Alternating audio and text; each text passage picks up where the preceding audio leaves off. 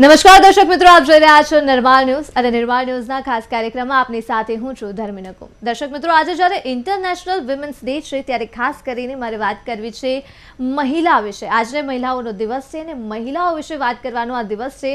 આમ જોવા જઈએ તો સામાન્ય રીતે આપણે વાત કરતા હોઈએ છીએ મહિલા પાત્ર વિશે, પણ મહિલા એટલે શું એ વ્યાખ્યા કરવી જ ખૂબ અઘરી છે, કેમ કે મહિલાની કોઈ વ્યાખ્યા થઈ શકે તેમ જ નથી. મહિલા પાત્ર, મહિલા શબ્દ જ એટલું વિશાળ છે કે તેની કોઈ વ્યાખ્યા નહીં થઈ શકે. અને આજે જ્યારે એમનો દિવસ છે ત્યારે ખાસ આજે વાત કરવી છે. આમ જોવા જઈએ તો દુનિયામાં અલગ મહિલા પુરુષ અને આજે ખાસ કરીને ત્રીજા વર્ગની પણ વાત કરવી છે, ટ્રાન્સજેન્ડરની. 3 અલગ અલગ વર્ગ હોય છે, પણ આજે એ દિવસ છે મહિલાઓનો, એટલે મહિલાઓ વિશે વાત કરવી છે. કયા કયા ચેલેન્જીસ છે, હજુ પણ ભલે આપણે 2026માં બેઠા છીએ પણ તેમ છતાં પણ વર્ગ અનુસાર, એ પછી ગામડામાં બેઠેલી કોઈ 4 દિવાલ વચ્ચેની કોઈ ગૃહિણી હોય, કોઈ મહિલા હોય કે પછી દેશની રાષ્ટ્રપતિ હોય, એવી કેટલાય એવા પડકાર છે કે જે હજુ પણ આપણા સમાજમાં યથાવત છે. સમય બદલાયો છે, વર્ષ બદલાયા છે, પણ હજુ પણ એવા કેટલાય પડકારો છે કે જે હજુ પણ સમાજમાં છે. અને તેની સામે હજુ ઘણા એવા પડકારો કે જે બદલાયા છે. ઘણી એવી પરિસ્થિતિ છે કે જે આજે મહિલા માટે બદલાય છે, અને કદાચ એ પરિસ્થિતિ બદલાય છે એટલા માટે જ હું આજે તમારી સમક્ષ બોલી રહી છું. એ પણ આપણે સ્વીકારવું રહ્યું. એટલે આજે જ્યારે મહિલાઓનો દિવસ છે ત્યારે વાત કરીએ કે કઈ કઈ પરિસ્થિતિ બદલાઈ છે, કઈ કઈ પરિસ્થિતિ બદલાવાની હજુ પણ જરૂરિયાત છે. અને આ સાથે જ ચર્ચા માટે આપણી સાથે જોડાયા છે head of the department of journalism department, Gujarat યુનિવર્સિટીથી ડોક્ટર સોનલ પંડ્યા. સાથે જોડાયા છે રાષ્ટ્રપતિ એવોર્ડથી સન્માનિત એવા સામાજિક કાર્યકર અને વિચરતા સમુદાય સંગઠન મંચના ફાઉન્ડર મિત્તલ પટેલ. અને સાથે જ જોડાયા છે રેડિયો જોકી, અભિનેત્રી અને content creator RJ Saloni Raval. સૌપ્રથમ આપ ત્રણેય એક્સપર્ટનું હાર્દિક સ્વાગત છે નિર્માળ ન્યૂઝમાં. સોનલ મેમ, સૌથી પહેલા હું તમારાથી શરૂઆત કરીશ. જે પ્રકારે આજે આપણે વાત કરી રહ્યા છીએ, સૌથી પહેલા આપના મતે હું જાણવા માંગીશ મહિલા એટલે શું?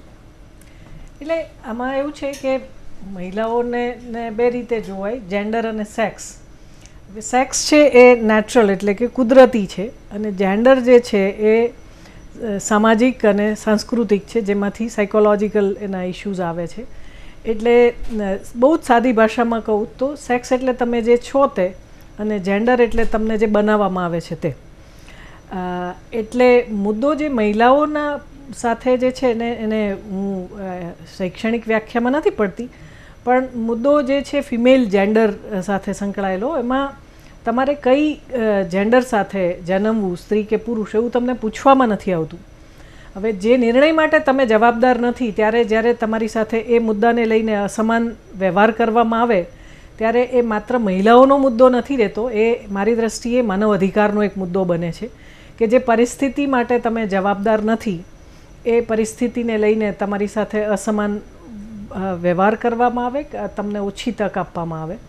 અને આજે તો તમે આંકડાકીય વિશ્લેષણ કરો તો આપણે પણ જેન્ડર ગેપ ઇન્ડેક્સમાં ભારત એ દુનિયાના પહેલાં 100 દેશોમાં પણ નથી આવતું. અને એટલા માટે મહિલા દિવસે એ ચિંતા અને ચિંતનનો વિષય બને છે, એવું મને એક અધ્યાપક તરીકે લાગે છે. બિલકુલ. મિત્તલજી, આપ શું કહેશો? આજે જ્યારે વિમેન્સ ડેની આપણે વાત કરી રહ્યા છીએ, ખાસ તમે જણાવો કે આપણે વાત તો કરી રહ્યા છીએ, પણ શું તમને લાગે છે કે હજુ પણ એવા કેટલા એવા પડકાર છે, કેટલી એવી ચેલેન્જીસ છે આપણા સમાજમાં કે જે કેટલી મહિલાઓ હજુ પણ સામનો કરી રહી છે? આપના મતે હજુ કઈ કઈ એવી ચેલેન્જીસ છે કે જે ખાસ કરીને જેના ઉપર કામ કરવાની વધારે જરૂરિયાત છે? મારા મતે સમાન તકોની જે વાત કરીએ છીએ, એટલે સોનલ મેમે બહુ જ સાચી વાત કરી કે મારું હંમેશા માનવું અને કહેવું છે કે અમને, એટલે સ્ત્રી અને પુરુષે આપણે બનાવેલી એક ઓળખ છે, પણ સૌથી વધારે અગત્યનું અમે માણસ છીએ એમ. તો માણસ તરીકે અમારો સ્વીકાર થાય એ સૌથી અગત્યનું, અને સ્વીકાર થાય પછી સમાનતાની વાત. જે પુરુષને હક મળે છે, જે અધિકાર છે એના, એ સેમ અધિકાર દરેક સ્ત્રી, દરેક દીકરીને કેમ ન મળે એમ.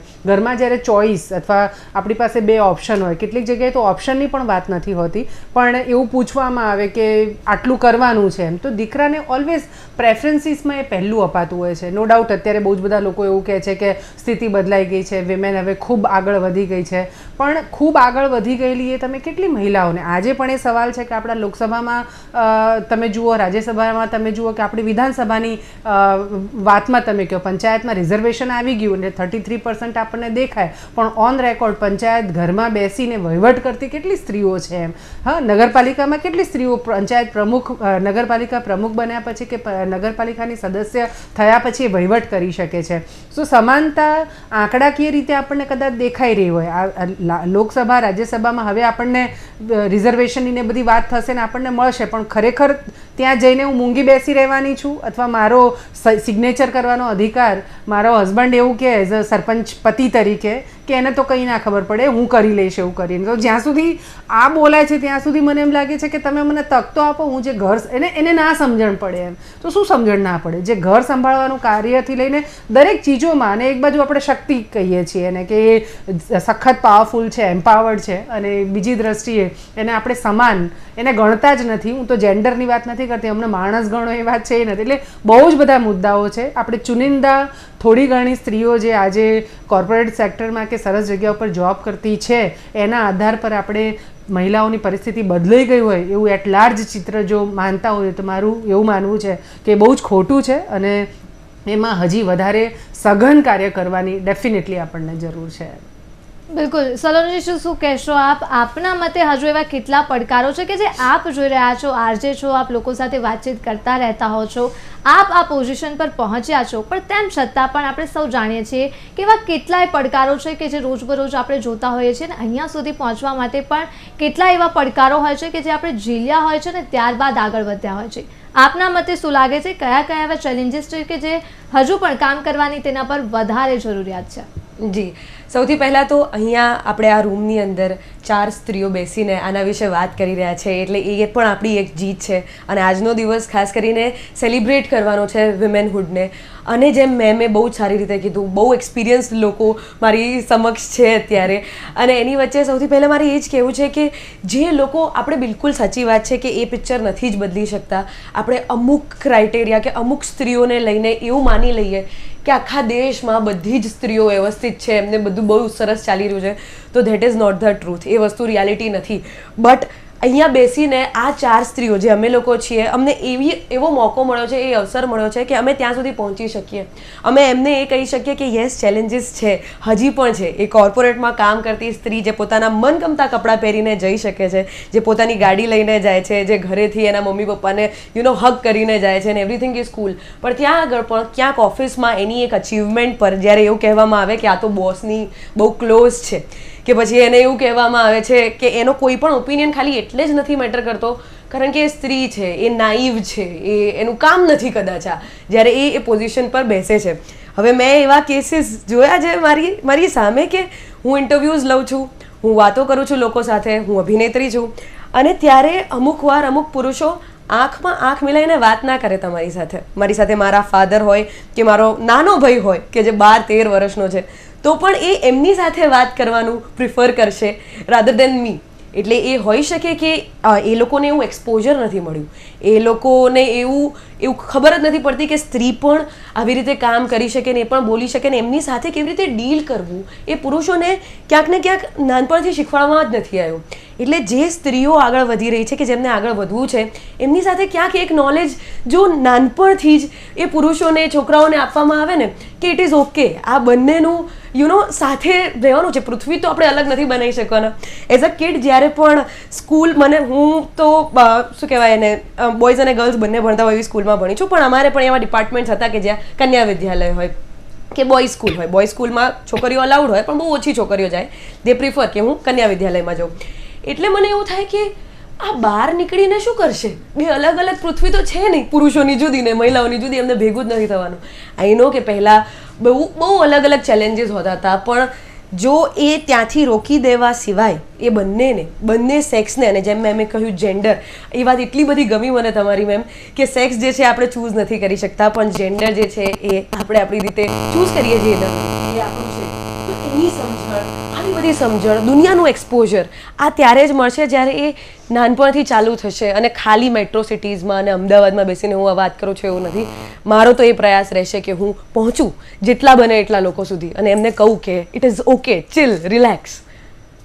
બિલકુલ. સોનલ મેમ, છેલ્લે સવાલ એ થાય કે જે પ્રકારે આપણે આજે ચર્ચા કરી રહ્યા છીએ, ચર્ચામાં આપણને સૌ કોઈને ખબર છે, આપણે જે વાત કરીએ છીએ કે મહિલાઓની સુરક્ષાને લઈને વાત હોય કે પછી કોર્પોરેટ હાઉસમાં મહિલાઓ સાથે થતા વર્તનને ભેદભાવને લઈને વાત હોય, ઘરમાં થતા ભેદભાવ હોય, પડકારો વિશે આપણે વાત કરીએ, પણ છેલ્લે એક વાક્ય તો એવું જરૂર ઉઠે કે મહિલાઓ એક તરફ સમાનતાની વાત કરે છે અને બીજી તરફ તેમને અનામત જોઈએ છે, બસ હોય, ટ્રેન હોય કે કોઈ પણ વધારે મેન્સ્ટ્રુઅલ લીવ જોઈએ છે, તો પછી એક તરફ તેમને વિશેષ દરજ્જો જોઈએ છે, એક તરફ તેમને પ્રિવિલેજ જોઈએ છે મહિલા હોવાનું, બીજી તરફ તેઓ વાત કરે છે સમાનતાની, પોતાના હકની, પુરુષો સાથે સમાનતા મેળવવાની.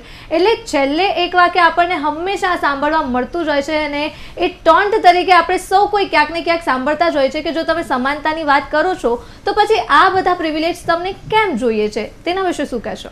ધર્મી, પહેલી વાત તો એ છે કે આવા કોઈ પ્રિવિલેજ છે નહીં, અને બીજી વાત એ છે કે આપણે ત્યાં તું પ્રિવિલેજની તમે ક્યાં વાત છોડો છો? જે સ્ત્રીને તમે રોજ અન્નપૂર્ણા કહો છો, ઘરમાં જે શાક બને છે ને એ વિચારવામાં નથી આવતું કે મને જે થાળીમાં પીરસાણું ને એ છેલ્લે મારી વાઈફ જમશે કે ઘરની સ્ત્રીઓ જમશે, એને મળશે કે નહીં.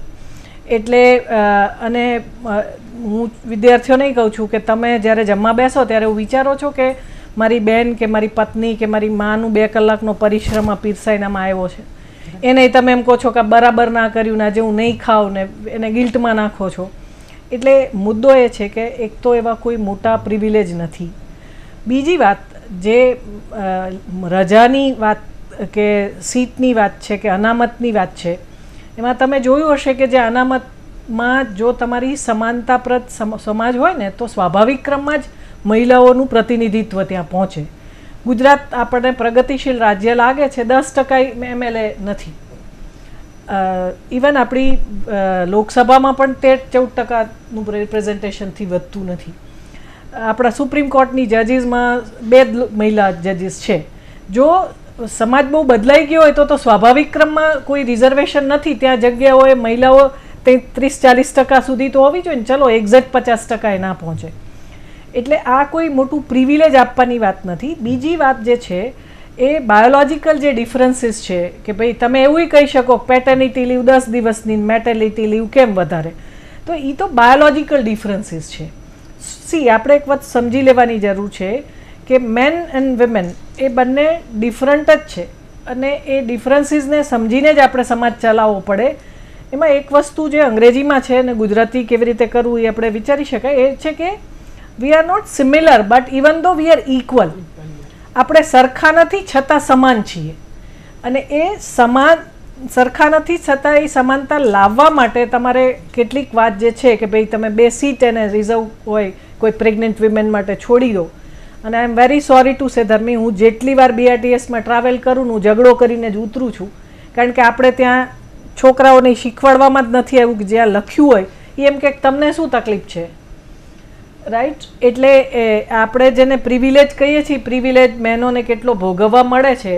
ઇવન મેટર્નિટી લીવ એ ગવર્મેન્ટમાં છે, જે બિચારી ખેતરમાં કામ કરે છે ને બાળકના જન્મ પછી 10મે દિવસે ગાય દોવા ભેંસ દોવા ઉઠે છે. એટલે મને એવું લાગે છે કે ચિત્ર એવું નથી કે બધું બહુ ધૂંધળું ચિત્ર છે, પણ એમાં કંઈ સ્ત્રીઓને બહુ મોટા પ્રિવિલેજ સમાજ તરફથી મળી જાય છે એવું અત્યારે તો લાગતું નથી.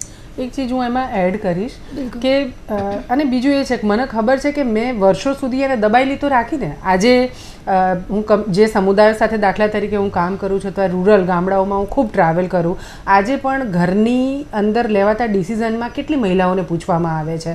દીકરા માટે વહુ પસંદ કરવાની વાત આવે કે ઘરમાં ફર્નિચર, મને એમ થાય કે કોઈને એમ લાગે કે ફર્નિચર બનાવવું એમાં શું પૂછવાનું હોય, પણ આજે બહુ જ બધા લોકો એવું માને છે કે સ્ત્રીની બુદ્ધિ એ પગની પાની, એવું વારંવાર સંભળાતું કહેવાતું મને દેખાય. કેટલી એવા ઘરો છે કે હું ગામોમાં જ્યારે અને વગદાર માણસો કે જેમના ઘરની સ્ત્રીઓ ખૂબ સારું ભણીને આવી હોય અને એ છોકરીનું બહુ જ મન હોય, MBBS કર્યું હોય એણે કે એન્જિનિયરિંગ ભણ્યું હોય, એની ઈચ્છા હોય કે મારે જોબ કરવી છે, પણ લગ્ન કરી દીધા ને પરિવારમાં હવે ના પાડે છે એટલે હું હવે ઘર સંભાળું છું ને ઘૂંઘટો તાણીને એ ઘરમાં, મને એમ થાય કે તમે ક્યાં મને ત્યાં સ્પેસ આપો જ છો, એમ મારે શું કરવું છે તમે મને પૂછ્યું કે તારી આ ઈચ્છા છે કે નહીં, એમ એની ઈચ્છા જુદી છે. એટલે અહીંયા આઈ થિંક મારું એવું બહુ દ્રઢપણે માનવું છે કે જ્યારે તમે આ કદાચ બંધારણીય રીતે આટલા અધિકારો મળ્યા છે ને, એ ના હોત તો મળ્યા છે એ અમને ક્યાં ભોગવવા દે છે એમ, એટલે બાકી એ ન આપે તો એ કાયદાનો ડર જ ન લાગે તો ક્યાં એ સ્ત્રીને આગળ કરવીને આગળ લઈ જવી, તો જે બહુ જ મુક્ત વિચારધારાવાળો વ્યક્તિ અથવા પરિવાર હોય ને એમાં એને એ વ્યવસ્થાઓ મળે. બાકી આપણી ત્યાં વ્યવસ્થા, ઇવન અમેરિકા જે દેશો આપણને ખૂબ પ્રગતિશીલ લાગે ત્યાંની સ્ત્રીઓને મતાધિકાર મેળવવા માટે આંદોલનો ચળવળો કરવી પડેલી એમ. એટલે આ ફક્ત ઇન્ડિયાનો મુદ્દો નથી, વર્લ્ડ વાઇડ સ્ત્રીની જે વાત જે છે એ આજે પણ એવું છે કે ભાઈ તું કોર્પોરેટ સેક્ટરમાં તું જોબ બી કર અને તું ઘરે બી સંભાળ. હમણાં જ એક ટીવી એન્કર છે જેમની સાથે અમે એક ડિબેટમાં સાથે હતા, એણે કીધું કે અમારામાં તો એવું જ છે કે તારે સરસ પૈસા કમા વાંધો નથી એમ, તું ઘરમાં કામવાળા પણ રાખી, પણ રસોઈ તો મને તારા હાથની જ ભાવે છે. અરે પણ નહીં કરવી, 10-12 કલાક હું મજૂરી કરીને અહીંયા આગળ આવું છું અને ઘણી વખત તો ઘરવાળા કરતાં પાછી જો પગારમાં વધારે થઈ ગઈ ને તોય પ્રોબ્લેમ છે એમ, એને એ અંદરથી સાંખી નથી લેવાતું. એટલે બહુ જ બધા ઇશ્યુઝ છે ને એ બધા ઇશ્યુઝની વચ્ચે બહેનો, અને બધી બહેનો અમારે જેમ નથી કે અહીંયા આવીને બોલી શકે છે ને કોઈકે કાંઈ કીધું અને એને હકનું બરાબર નથી લાગ્યું તો થપ્પડે મારી શકે છે ને બોલી શકે છે, નથી બોલી શકતી. ત્યાં એને જરૂર છે કે એને બંધારણીય રીતે અધિકારો મળે ને અધિકાર મળે તો એને એક પ્રોટેક્શન મળે કાયદાનું, અને કાયદાના પ્રોટેક્શન પછી પાપડી નથી બોલી શકતી એ બી એટલી જ હકીકત છે. તો આમાં છે ને એક જે સમજ મને એવું લાગે છે કે એણે તો સરસ વંચિત સમુદાયની વાત કરી. મને એવું લાગે છે કે ભણેલી જે બહેનો છે ને એ તો કહી નથી શકતી. ઇવન ડોમેસ્ટિક વાયોલન્સમાં મેં એવું જોયું છે કે એ લોકો ઘરનું ખરાબ લાગે એટલે ના બોલે. અને એટલું જ નહીં, તમે વિદેશ જતા જે વિદ્યાર્થીઓ છે એની લિસ્ટ જોશો ને તો એ ખ્યાલ આવશે કે એમાં દીકરાઓની સંખ્યા કેટલી. એટલે એવું કોઈ વહેમ ના રાખે કે ભણતર જ્યાં ઓછું છે, ગામડાના કે વંચિત સમુદાયોમાં સ્ત્રીઓની સ્થિતિ દબાયેલી છે અને કહેવાતા શિક્ષિત અને શહેરી લોકોમાં કોઈ પ્રશ્નો જ નથી, એવું નથી. એમને સંતાડતા સારું આવડે છે. હા, એ લોકોને સંતાડતા સારું, અને એ સ્વીકારી નથી શકતા કે ભાઈ આને પ્રોબ્લેમ કહેવાય.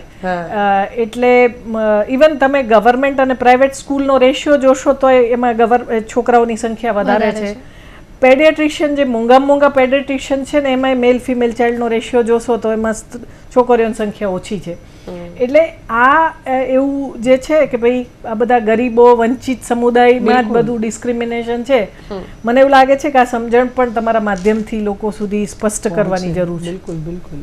બિલકુલ. સલોનીજી, આપ શું કહેશો? આ જ સવાલ હંમેશા આપણે જાણતા હોય છે અને એમાં પણ આજે જ્યારે મહિલા દિવસ છે ને ત્યારે પણ આપણને સાંભળવા મળશે જ. પુરુષ દિવસ છે તેમ છતાં પણ સાંભળવા મળશે કે મહિલા દિવસ હોય એની શું જરૂર છે, પુરુષ દિવસની જરૂર છે. મહિલાઓ માટે જ હંમેશા દરેક વસ્તુઓ કરવામાં આવે છે, પ્રિવિલેજ આપવામાં આવે છે. ને મહિલાઓને ખાસ કરીને જો થોડીક પણ સુવિધા મળે તો તરત જ જે સોકોલ્ડ સોસાયટી કહેવાય ચડી જાય છે મહિલાઓ ઉપર કે તમારે આ પ્રિવિલેજ જોઈએ છે, આ ફેસિલિટીઝ જોઈએ છે, અને તમે સમાનતાની વાત કરો છો.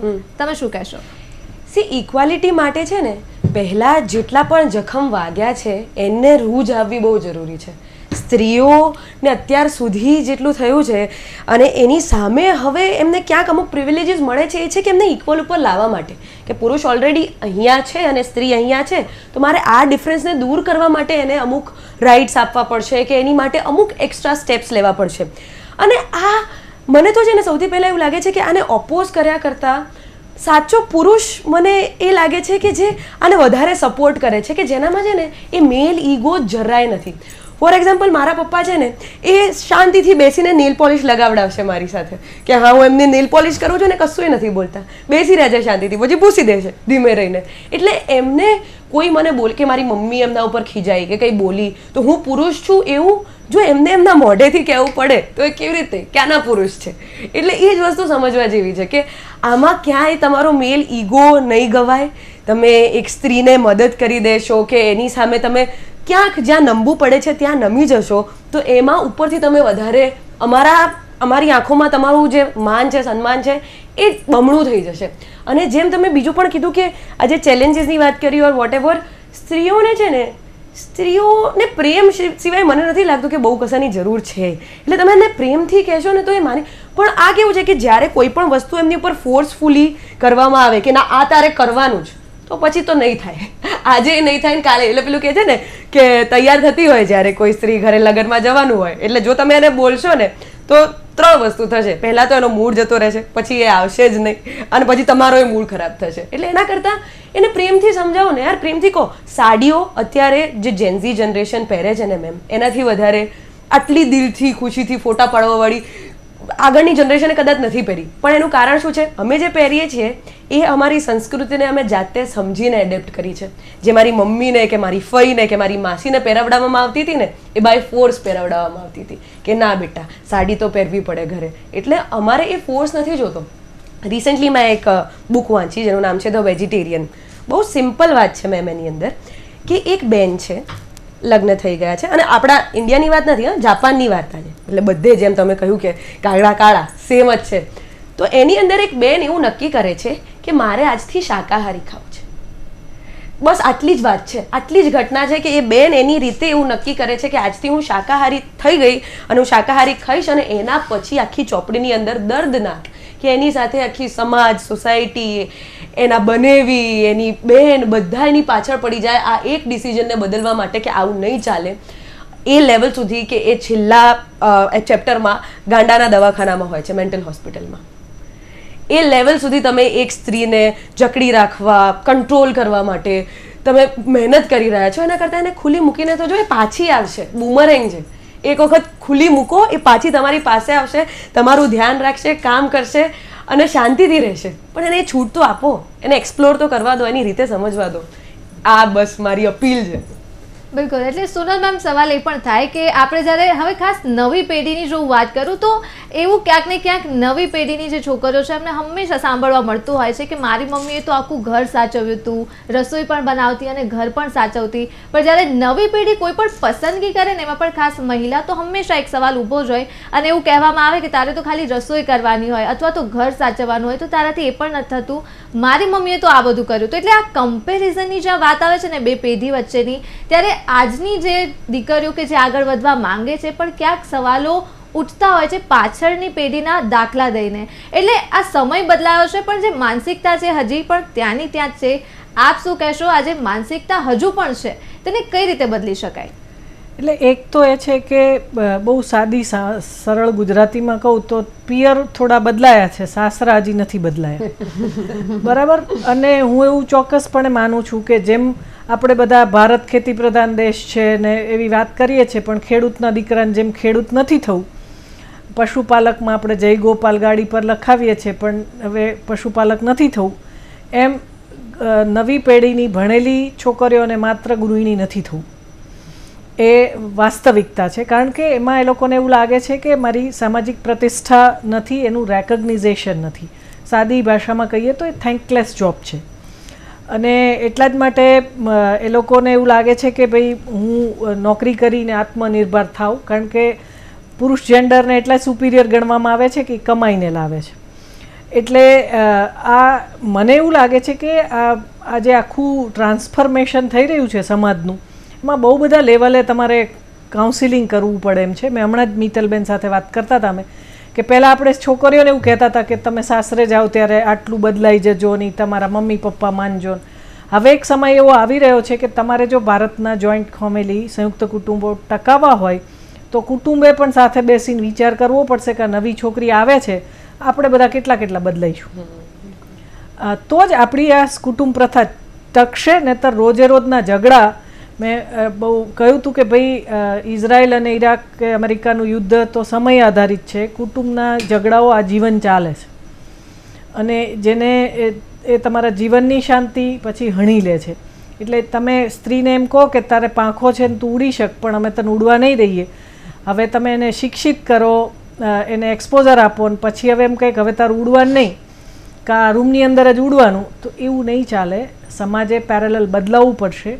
સ્ત્રી બદલાઈ રહી છે એની નોંધ આપણે આ મહિલા દિવસ નિમિત્તે લેવી પડશે. જો સમાજ નહીં બદલાય તો આ ઘર્ષણો ઘરમાં થશે, એ વાસ્તવિકતાને આપણે નકારી શકીએ એમ નથી. હું એમની સાથે બીજી એક વાતને એડ કરું. આપણે એટલે ગૃહિણી તરીકે મેમ મને હંમેશા એવું લાગે કે જ્યારે પરિચય આપવાનો હોય ને ત્યારે બેને તમે શું કરો એવું પૂછીએ ને ત્યારે અમે કંઈ નહીં, એટલે હું કંઈ નથી કરતી. એટલે એના દિમાગમાં બી એટલું બધું સ્ટ્રોંગ વેમાં ઘૂસેલું છે કે હું અરે ભાઈ તારા જેટલી મહત્વની ભૂમિકા કોઈ નથી ભજવી રહ્યું. આ બાળકો, સાસુ સસરા, આખા ઘરને હેન્ડલ કરવું, આ બધું, એટલે તું તો બહુ જ એટલે ઘરની મેનેજર છો કે આ પરિભાષા. મેં એના પર છે ને એક લેખ કરેલો મિત્તલ, મમ્મી મારી ભરેલી હાઉસવાઈફ. વિદ્યાર્થી આવે ને તો એમ કે શું કરે, તો એમ કે પપ્પા રેલવેમાં છે પણ મમ્મી ખાલી હાઉસવાઈફ છે. એટલે મેં કીધું એ ખાલી નહીં, ભરેલી હાઉસવાઈફ છે. એટલે અને બીજું મેં હમણાં જ એક મારા પેલામાં કહ્યું કે ભાઈ તમે ઓફિસે નોકરી કરવા જાઓ ને તમે માનો કે હું એમ્પાવર્ડ છું, સારી વાત છે, પણ ઘરના 4 લોકો નોકરી પર જઈ શકે ટાઈમસર, એના માટે જે સ્ત્રીની કવાયત છે ને એ નોકરી જવા કરતાં વધારે અઘરી છે.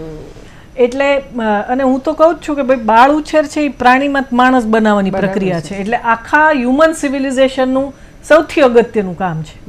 એટલે એને જો તમે રેકોગ્નિઝેશન નહીં આપો, એને જો રિસ્પેક્ટ નહીં આપો, એને વેલ્યુ નહીં કરો, તો પછીથી સ્ત્રીઓ આ પોતાના જે પરંપરાગત રોલ છે એમાં ચોઇસીસનો સવાલ છે ને. અને મારે એક વાત ઉમેરવી જોઈએ કે આ 2 મીથ ઉપર આજના દિવસે આપણે કામ કરવું જોઈએ. એક સ્ત્રીની દુશ્મન છે એવું કાંઈ હોતું નથી. એ બધા પુરુષો એટલા જ ઈર્ષાળુ હોય છે જેટલી સ્ત્રીઓ ઈર્ષાળુ હોઈ શકે છે, ને જેન્ડર સાથે કોઈ લેવા દેવા નથી. અને બીજી મહત્વની વાત જે બહુ ઓછી થાય છે કે એવું માનવાનું કારણ નથી કે સ્ત્રીઓ જ સ્ત્રીઓનો વિચાર કરે છે. પુરુષોએ વર્ષોથી સ્ત્રીઓ માટે ઘણો બધો વિચાર કર્યો છે. હું તો એવું કહું છું વોશિંગ મશીન જ એનું મોટું ઉદાહરણ છે. એટલે આ જે છે ને કે અને મેં તો એવી કેટલી સ્ત્રીઓ જોઈ છે સોશિયલ મીડિયા ઇન્ફ્લુએન્સર પણ જે એટલી બધી એન્ટી વિમેન વાત કરતી હોય છે, રાઈટ. કોર્ટમાં એવી બહેનો જોઈ છે કે જેમાં ડાવરીના કેસીસ રાડો પાડીને જીતવા માટે પેલી કરતી હોય છે. એટલે આ 2 મીથ છે ને કે સ્ત્રીઓની દુશ્મન છે ને સ્ત્રીઓ વિશે વિચારી શકે. રાજકારણમાં જે મિત્રો છે એને હું કહું છું કે ભાઈ જ્યારે તમારા પક્ષમાં કંઈક ઘટના બને, એ બળાત્કારની હોય, છેડતીની હોય, ત્યારે તમે જો ચૂપ રહેવાના હોય તમારે નક્કી કરવું પડે કે તમે પક્ષને વફાદાર છો કે મહિલાઓને. એટલે તમે સંખ્યા જો વધારવાના હોય ખાલી લોકસભામાં કે રાજ્યસભામાં, એનાથી નહીં ચાલે. જેન્ડર વોઇસને તમારે જેન્ડર ન્યુટ્રલ સોસાયટી ઊભી કરવાની છે ને એમાં પુરુષોનો સાથ જોશે. એટલે બહેનો જ બધી બહેનો માટે વિચારી શકે એ પણ વાતારે હું બહુ સંમત નથી. એ સેન્સિટિવિટીનો સવાલ છે અને જેન્ડર ન્યુટ્રલ સોસાયટીનો સવાલ છે. આ પુરુષ પ્રધાન માળખાની સામેની લડાઈ છે ને એમાં પુરુષોનો સાથ વગર ચાલે એવું જ નથી. બિલકુલ. અને એક લાસ્ટ મને મેમ સાથે હું જે વાત કરતી હતી એમાં કે જે તમારો સવાલ હતો કે તારે આટલું કરવાનું છે એમ પુરુષ તરીકે, એમ મારું એવું માનવું છે કે આમાં સૌથી મોટો જે છે તે ઉછેરનો સવાલ આવે છે. અને સ્ત્રીની જવાબદારી માત્ર બાળકોના ઉછેરની, આખો પરિવાર એને ઉછેરે છે. એટલે સૌથી પહેલાં પરિવાર પોતે, મેં કહ્યું શરૂઆતમાં જ કે અમને માણસ ગમે જે છે એટલે એ પ્રમાણે એનો સ્વીકાર થાય. ને બાળક જ્યારે ઉછેરે, એટલે જેમ કચરા પોતું કરવાની, એટલે છોકરી અમુક ઉંમરની થાય એટલે એને કે તાર રસોઈ તો શીખી જ જવી પડશે, તાર ઘરનું કામ એટલે કચરા પોતા વાસણ તો તને આવડવા જ જોઈએ. મને એમ થાય કે આ સેમ ચીજો તમે દીકરાઓ સાથે પણ કરવડાવો. એને એ કન્સિડર જ ન કરો કે તું દીકરો અને તું દીકરી, એટલે બેનું કામનું વિભાજન. એ વિભાજન તો આપણે આ એકચ્યુઅલી વિભાજન થયું ને એની સાથે જ આ બધી રામાયણો ઊભી થઈ ગઈ. બાકી વિભાજન એટલા માટે થયું કે માની લો કે કોઈ સ્ત્રી પ્રેગ્નન્સીમાં અમુક સમય સુધી અને કરે છે, ગામડાઓમાં તો હજી એ સ્ત્રીઓ છેક ડિલિવરી આવે ને તો આપણે માલધારીમાં જોયું છે, હું વિચરતી જાતિમાં જોઉં છું કે આ ચાલતી જતી હોય ને ડિલિવરી થાય તો બચ્ચાને ત્યાં જ એ કલાક 1.5 કલાક કે 2 કલાક રોકાઈને પછી પેલા ટોપલામાં બાળકને મૂકીને પાછી એ સ્ત્રી ચાલતી જતી હોય છે. એટલે એ કરી શકતી, પણ તોય એના એ વખતે જરૂરિયાતને આધારીને એને થોડો રેસ્ટ જે જરૂર હોય એ પ્રમાણે. પણ પછી આપણે માની લીધું કે ના તો આ તો કમજોર થઈ ગઈ એમ. એટલે મારા ખ્યાલથી ઇક્વલ સ્ત્રી અને પુરુષ બચ્ચું જન્મે છે ને ત્યારથી આપણે આ ભેદ જો બાકાત રાખીને એને બધું જ કામ 2 સમાન ધોરણે કરે ને તો એને પછી કહેવાનું આવશે જ નહીં કે પીરિયડ્સમાં થવું એટલે શું, પીરિયડ્સમાં હોવું મને પેટ દુખે છે એમ. તો એ ઓલાને ખબર પડે છે કેમ કે એને પહેલેથી જોયું છે. આપણે તો ઘરના પુરુષોને વરને કહેતા નથી કે હું પીરિયડ્સમાંથી, એને બોલતા જ નહીં. પેલું પેડ લે, બીજો એક મને થાય પેડ લેવા માટે જાઓ તમે એટલે કાળી થેલી શું કામ આપે એમ. મને તો હું એને કહું કે ના ભાઈ મને એમનેમ જ આપ, મને દેખાવું છે કે આ વિસ્પર કે સ્ટ્રે ફ્રીનું છે શું, એટલે મારે તોડવાનું છે ને હું માંગુ કે મને કાળી થેલી નહીં જોતું. બહુ બધી ચીજો છે જે ચેન્જ કરવાની. સલોનીજી, છેલ્લે એક સવાલ આપને પૂછી લઉં, સમયનો અભાવ છે. આ જ સવાલ, શું લાગે છે આપને ઇન્ટરનેશનલ વિમેન્સ ડે નો સાચી રીતે કઈ રીતે ઉજવણી થઈ શકે, કઈ પ્રકારે ઉજવણી કરી શકાય? સમયનો અભાવ છે, ટૂંકમાં. હાજી, બિલકુલ ટૂંકમાં કઈ જાઓ, કેફેઝમાં જાઓ, હેવ ફન. તો તમારા ઘરની જે સ્ત્રી છે, તમારી મોમ હોય, તમારી ગર્લફ્રેન્ડ હોય, તમારી કોઈ ફ્રેન્ડ હોય, તમારી સિસ્ટર હોય, એને લઈ જાઓ એની ફેવરેટ જગ્યાએ, એને કંઈ ગિફ્ટ કરો. અને જ્યારે મેન્સ ડે આવશે અમે એ પણ સેલિબ્રેટ કરીશું. એટલે આજે મેન્સ ડે સેલિબ્રેટ નથી કરતા એવી વાતો કર્યા વિના, જેનો દિવસ છે સ્ત્રીઓનો દિવસ છે, તો સ્ત્રીઓને સેલિબ્રેટ કરીએ નાની નાની વસ્તુઓમાં. જ્યારે સ્ત્રી તમને સપોર્ટ કરે છે, આપણે થોડું એમને સપોર્ટ કરીએ અને સાથે મળીને celebrate it nicely. Happy women's day to each and every female out there. અને thank you for calling us over here. It was nice.